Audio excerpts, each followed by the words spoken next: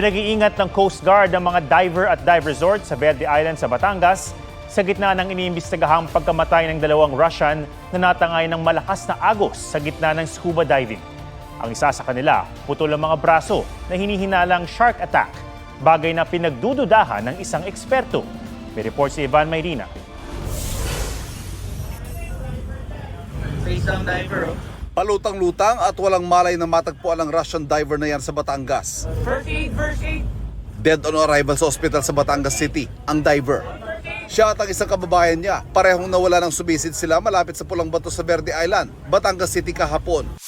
Natagpuan kinagabihan ang isa pa at dinala sa isang punerarya sa Puerto Golera, Oriental Mindoro. Nakikipag-ugnayan na raw ang Russian Embassy sa mga otoridad sa Pilipinas, pati na sa medical institutions kung saan dinala ang mga labi ng mga biktima. Hinahanap na rin daw nila ang mga kaanak ng mga nasawi.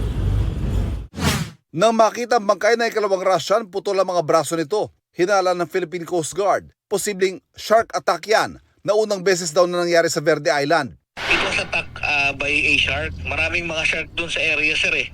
Ginawa nung tropa, inikot-ikutan nila, sir, para ma-prevent na wag i-attack talaga, sir. Nung na-retrieve nila yun, sir, fortunately, he lost his both arms.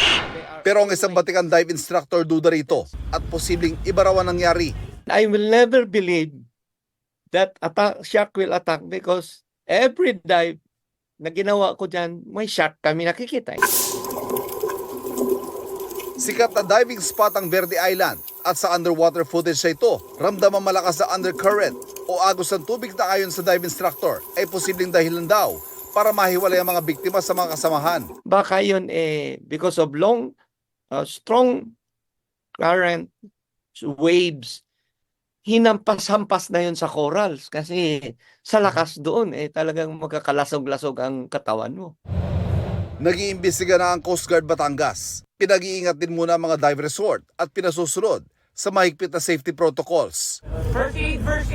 Ivan Mayrina nagbabalita para sa GMA Integrated News.